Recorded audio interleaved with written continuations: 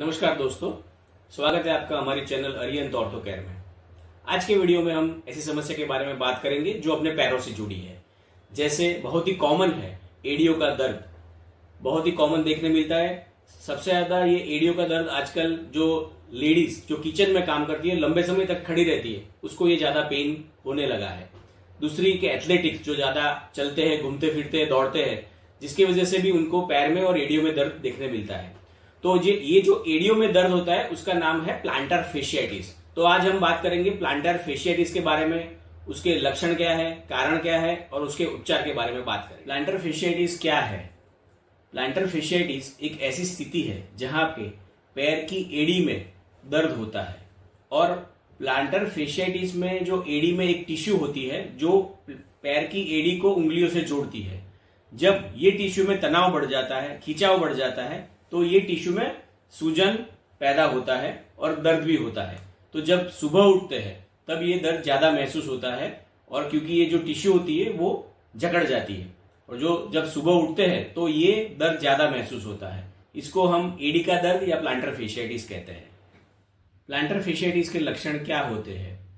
तो planter fasciitis में जब भी आप सुबह उठते हैं, खड़े होते हैं, तो एड़ियों में दर्द होता है और खड़े होने में और चलने में बहुत ही दर्द महसूस होता है। और काफी पेशेंट्स ऐसे भी होते हैं जो एक कदम भी चल नहीं पाते।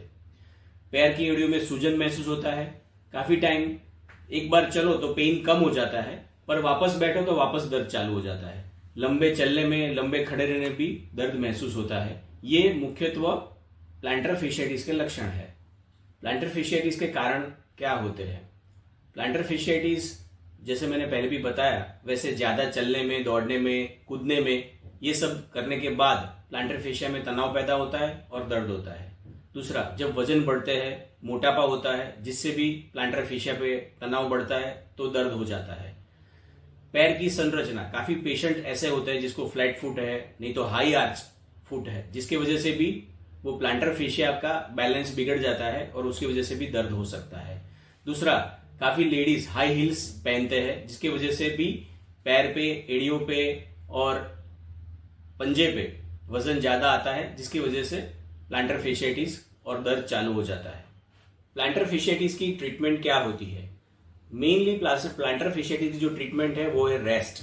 मतलब ज्यादा आपको चलने में, घूमने में या दौड़ने के बाद या फिर कूदने के बाद जो पेन और सूजन महसूस होता है, तो फिर आपको रेस्ट करना जरूरी है। तो जो फर्स्ट ट्रीटमेंट आती है वो है रेस्ट।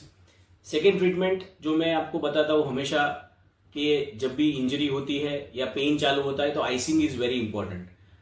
पर्टिकुलरली जब प्लांटर फेशियाइटिस है तो उसमें आइसिंग थेरेपी थोड़ी डिफरेंट होती है। जैसे हम पानी की बोतल को आप फ्रिज में रख दो, छोटी सी 200 ml वाली बोतल जो राउंड शेप में होती है, और फिर पैर के नीचे उसको रोल कर सकते हैं, तो वो ट्रीटमेंट बहुत ही फायदेमंद होती है। दूसरा, आप टेनिस बॉल को भी पैर के नीचे रोल कर सकते हो। तीसरी जो ट्रीटमेंट है वो है इंक्रीज इन द फ्लेक्सिबिलिटी। मतलब आपको स्ट्रेचिंग करना है। मतलब घुटने के मसल्स, घुटने के पीछे के जो काफ मसल्स है उसको भी आप स्ट्रेच कर सकते हो। पंजे के मसल्स को आप स्ट्रेच कर सकते हो, जिससे प्लांटर फेशिया भी स्ट्रेच होती है और उसमें आपका तनाव कम होता है, लचीलापन बढ़ता है और पेन चला जाता है। वो आप डॉक्टर की सलाह के मुझे फिजियोथेरापिस्ट के पास जाके भी ले सकते हो और आप खुद भी कर सकते हो।